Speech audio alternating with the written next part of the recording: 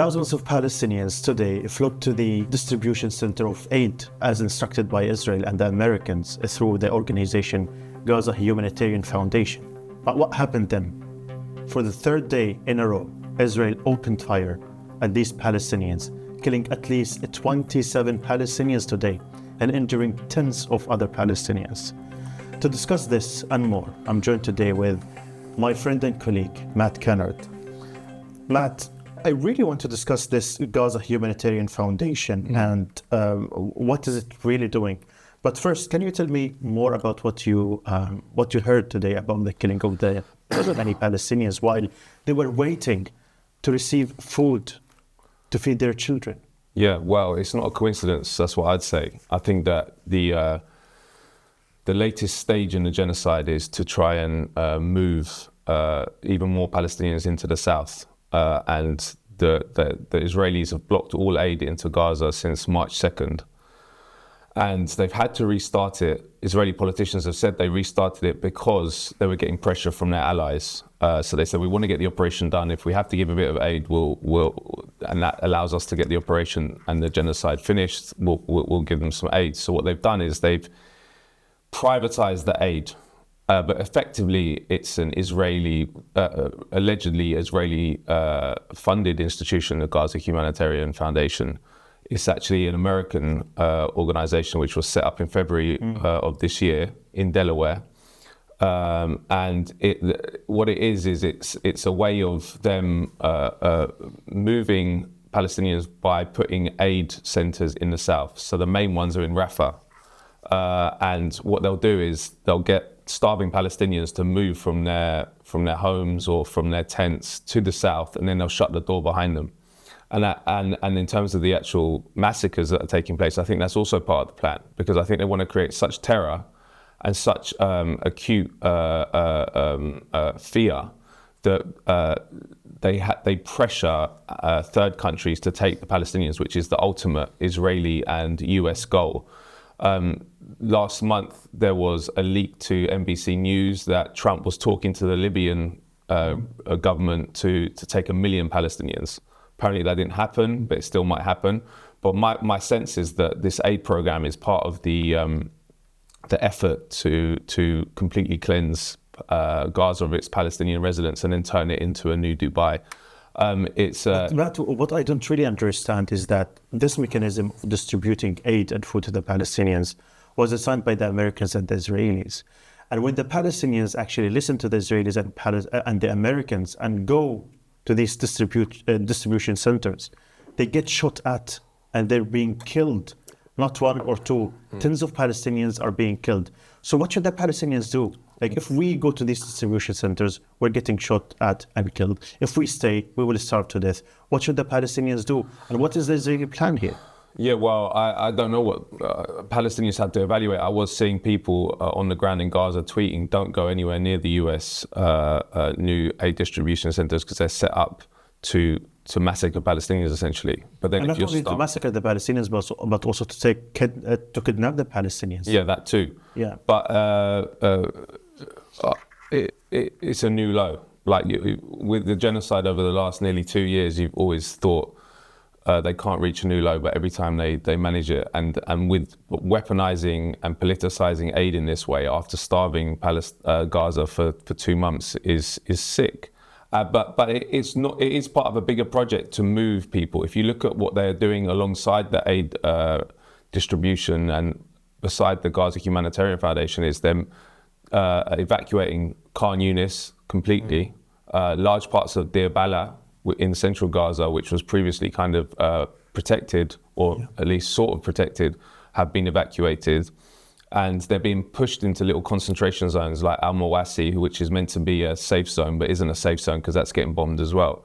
And what it is, as I said, I think is about creating such terror that the international community or some country is forced to take the Palestinians, because as we know, since the start of this genocide, Netanyahu's plan and his administration's plan has been to finish the Zionist project, i.e. to create a Palestine without Palestinians. Yeah. And yeah, that was very clear from the beginning. And I remember, Matt, a few months after the beginning of the genocide, you and I sat down at the Frontline Club and you asked me, what is Israeli make a plan here? And I responded from the very beginning of the genocide. I responded that the plan is clear. Israel wants to ethnically cleanse the people of Gaza, all of the people from Gaza.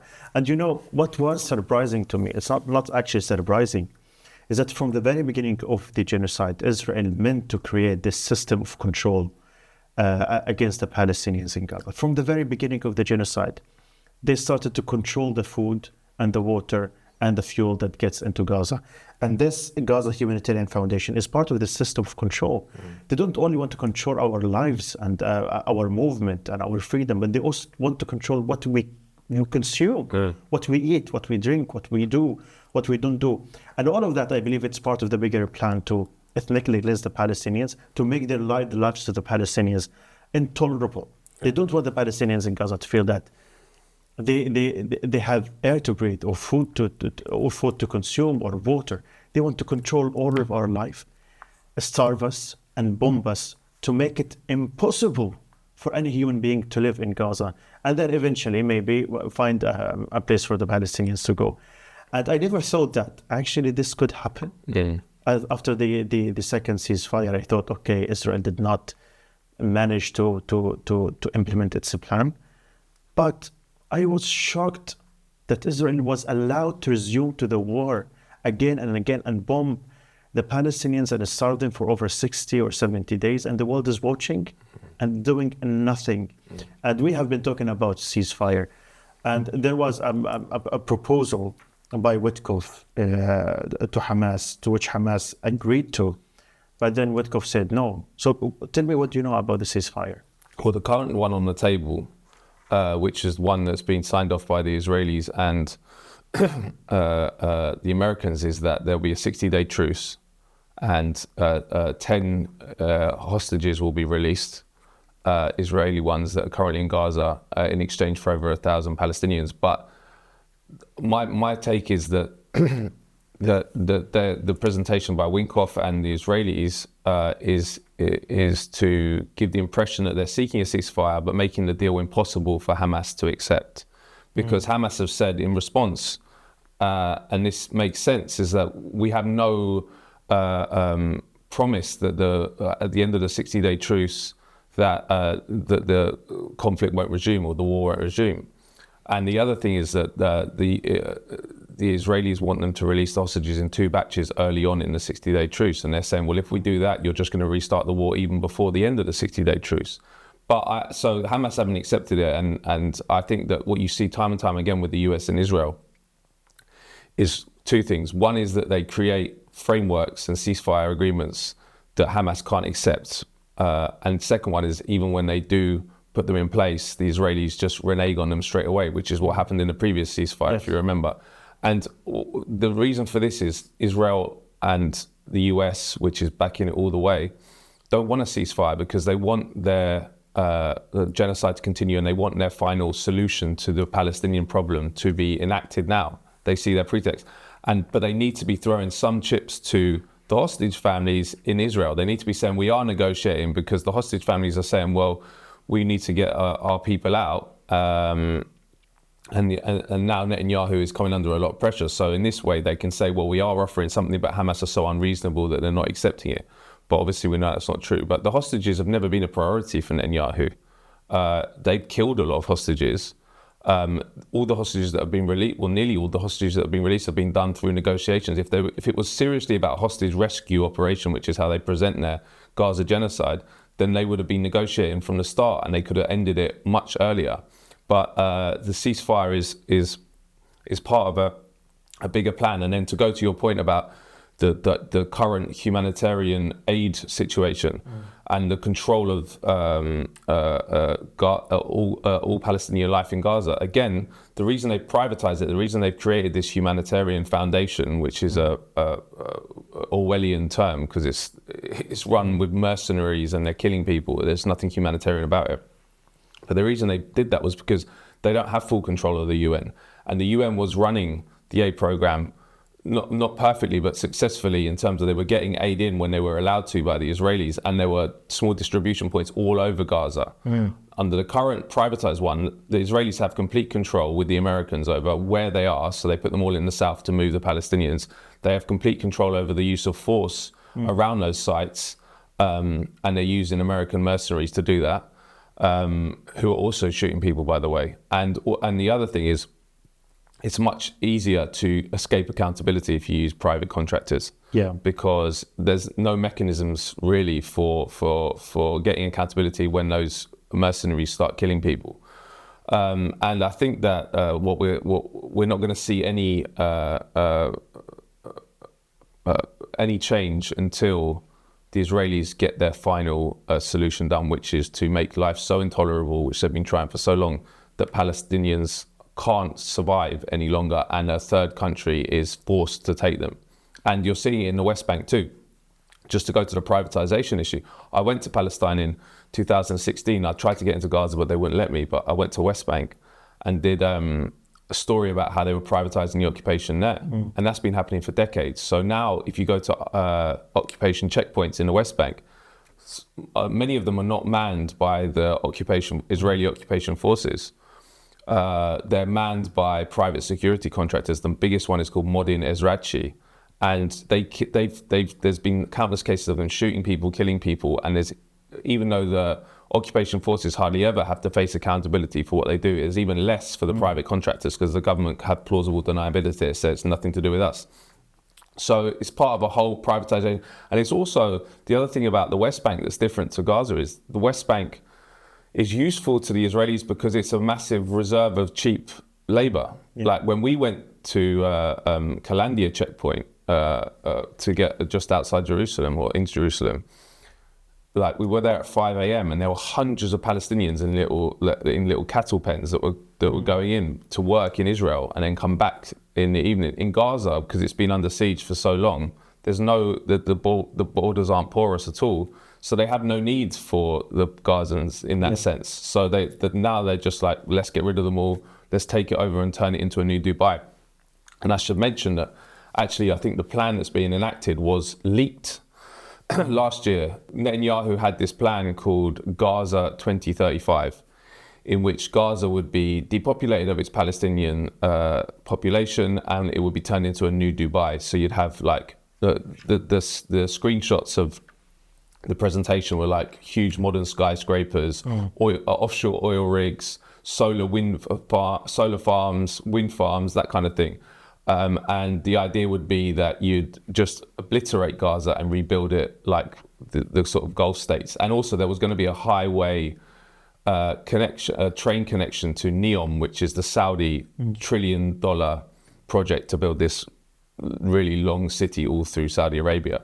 Again, NEOM was part of that, is involved in ethnic cleansing as well. Various tribes have had their land taken away from them. So I think that's the aim. And then the other part of that, which is important to mention and we don't talk about enough, is the resources that Israel gets its hands on if it completely takes over Gaza. Now, in 1999, British Gas estimated that there's 1.1 trillion cubic feet of natural gas off the coast of Gaza in the Gaza Marina. They got a contract 26 years ago to get that gas, but Palestinians haven't seen anything since. There's also 1.7 billion barrels of oil, they reckon, off the coast of Gaza. So if Israel takes Gaza, depopulates it and just annexes it, then it gets access to all those resources. There's also another oil and gas deposit in the West Bank called Meged, which is Israel has taken and used because they argue it's west of the 1948 armistice line. But this is a colonial project, and colonial projects are about stealing land, but even more, they're about stealing resources and making sure that indigenous people have no access to their resources. Look at what happened in the United States with Native Americans. They were put on, their reservations are all on the most arid land with no resources, and they chucked them a few casinos to try and keep them happy. But obviously that didn't work. But that's what you're seeing in West Bank and Gaza. And I think that unless the world stops Israel, their plan will work, because no one seems to stop them. Nothing they do nothing doesn't matter how many kids they kill, doesn't matter how many people they starve, doesn't matter how many starving people they kill, no one says stop, which is so the West is complicit in this plan of ethnic cleansing, this plan of total genocide that is going to end the Palestinian people and will be the final solution for that Zionism has sought since Israel's created. But I believe that the shadow of this genocide, the shadow of what they're doing, will eventually destroy Zionism itself. So what do you think about the ceasefire negotiations? Do you think that Israel and the US are good faith actors, or that there's no way that they're going to accept a ceasefire unless it's total capitulation to the genocide? Well, I think, Matt, only a blind or an ignorant person would say that Israel and the Americans are behaving in good faith. It has been clear from the very beginning. And we have said that from the very beginning, Matt, that Israel does not care about hostages. And I'm so annoyed with the mainstream media here in the West that always say it's all about the hostages and Israel wants to rescue the hostages, when we know for sure that Israel does not care about the hostages. If Israel cared about the hostages, they would have made all of these deals that they were offered by Hamas. And even Hamas, by the way, they offered to give up all of Gaza and to hand it over to any civil or the PA to take over. But the US and Israel are both complicit in this. They're actually carrying out this plan to ethnically cleanse Gaza and destroy all of the Palestinians in Gaza. And for them, in order for this plan to happen, they want the hostages to be there. They want the hostages to be with Hamas because they use it as a justification to kill more Palestinians, to destroy more of Gaza, and to make the Palestinians cramped into these small bits and pieces of the Gaza Strip. So after the first phase of the ceasefire ended, they made sure that they go back to war, and they made sure that Hamas does not hand over the hostages at any cost. And Netanyahu said it many times before. He said, even if Hamas handed over all the hostages, he would continue the war. And someone would ask, why would continue the war if you have all your hostages back? If Hamas is no longer in control of Gaza? And by the way, Hamas, I don't believe that Hamas will ever be strong enough to be in a position like it was before October the 7th. But Israel wants always to have a justification for the continued murder and the subjugation and the humiliation of the Palestinian people. And even if there is no Hamas in Gaza, they will invent another justification to continue the ethnic cleansing of the Palestinians. For Israel, the goal is clear: ending Gaza, ending life in Gaza, the complete annihilation of the Palestinian people, whether it was through fire or whether it was through the encouraging, or what they say, voluntarily immigration of Gaza. They will always continue the genocide, unfortunately, unless they are stopped. And unfortunately, Matt, today I started this with talking about the 27 Palestinians who were shot while they were waiting to collect food. And by the way, 3 days ago when Israel killed many Palestinians, they said it was not us. The usual, business as usual, They bombed Al Ahli, then they said it's not us. They killed Shirin Abu Akleh and then they said it's not us. But then after people get used to these news, they would say that we did it. Today, Israel said, yeah, we opened fire. Then they opened fire at the Palestinians. And someone would really think, how is Israel allowed to do this?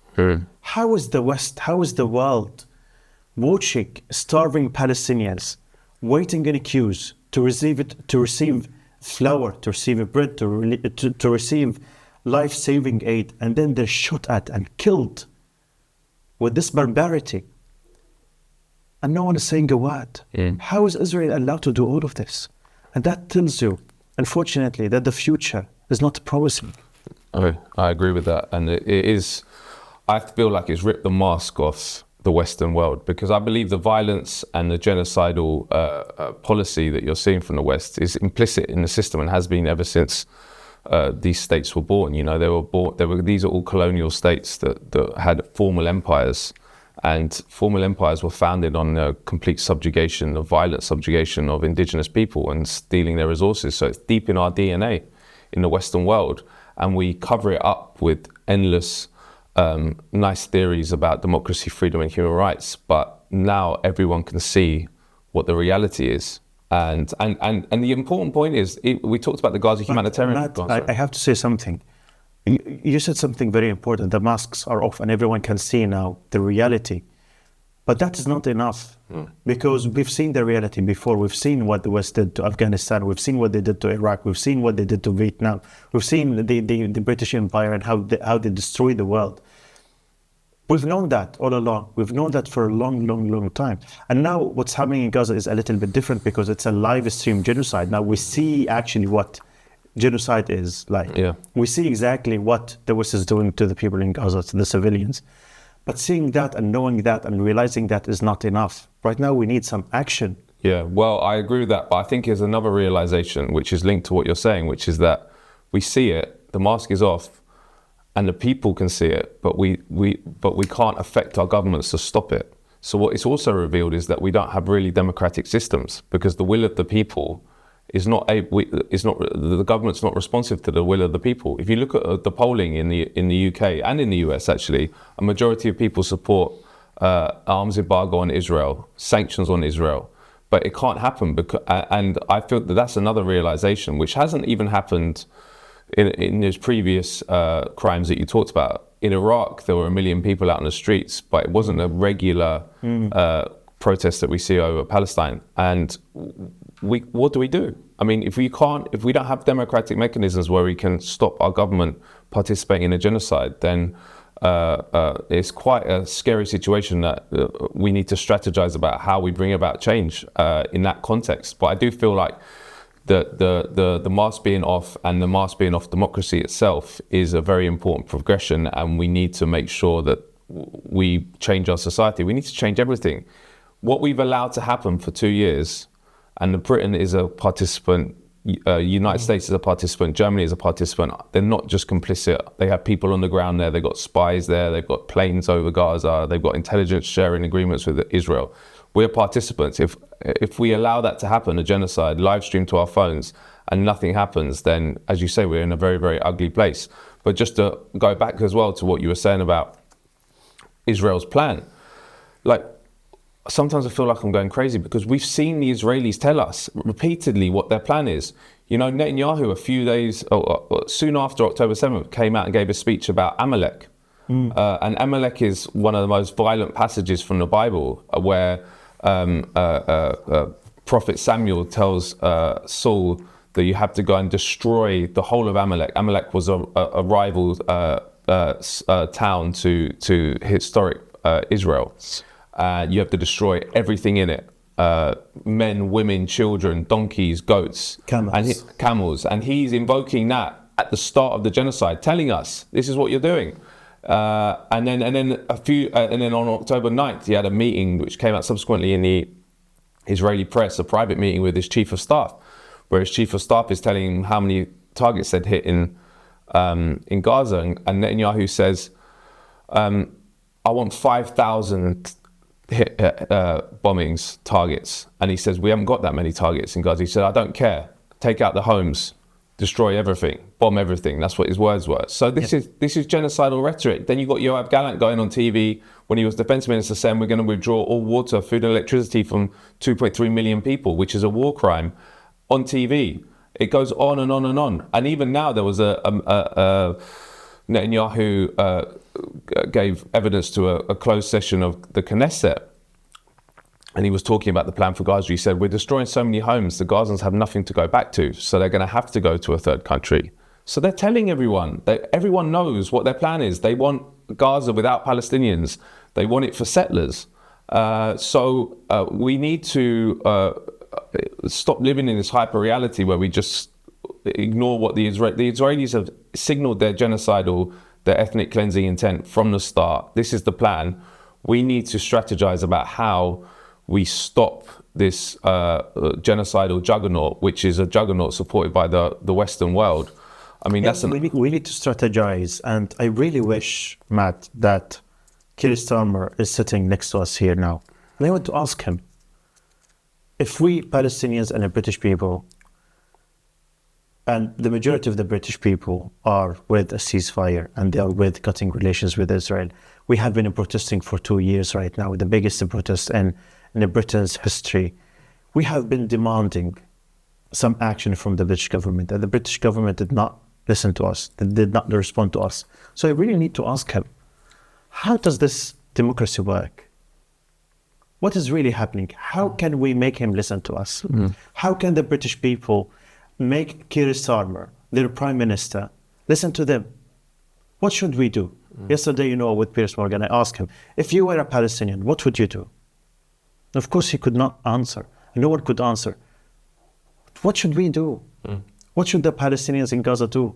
What should the Palestinians in the West Bank do? What should the British people here do in order to stop the British complicity in the genocide in Gaza? Unfortunately, what's happening in Gaza right now, it proves to us that the system is broken. The establishment is evil. And we need to find new ways, a new methodology, a new means to ending this genocide. I don't know what are these means, but this is a discussion that we, among ourselves, we need to ask ourselves. And every one of us, we need to ask ourselves, what have we done to stop this genocide? What have we done when we've seen videos from Gaza of little children emaciated? What have we done when we've seen people being shot at and killed while they're waiting to collect some food to save their lives? What have we done when we've seen that? And I know some people that I'm very, very, very proud of. And they're very, very few. Some of them is this Swedish activist, Thunberg, with Liam and many other activists. They're selling right now to Gaza. And they want to break the siege. How many of us are willing to do such a courageous and a brave move like that? I think that is a question we need to ask ourselves. But anyway, Matt, thank you very much for joining us. Thank you. And see you next week. Will do. We've seen nearly 2 years of Israeli genocide in Gaza perpetrated by a far-right fascistic regime backed by Washington, London, Berlin, and plenty of other Western capitals. We need to fight back against a system that allows that to happen. But first, we need a population which is informed about what has happened. Part of the reason they've been allowed to get away with it is because the media repeats their lies and doesn't cover the deep participation of those governments. At Deep Dive, we're all about investigating and exposing our own government and Western governments' complicity and participation in the crimes that Israel is committing in Palestine. But there's many obstacles to this. One of the main ones is funding. So we need you to help us keep reporting independently and promoting Palestinian voices against an industry which wants to silence them and us who are revealing the truth about what's going on in Gaza and Palestine more generally.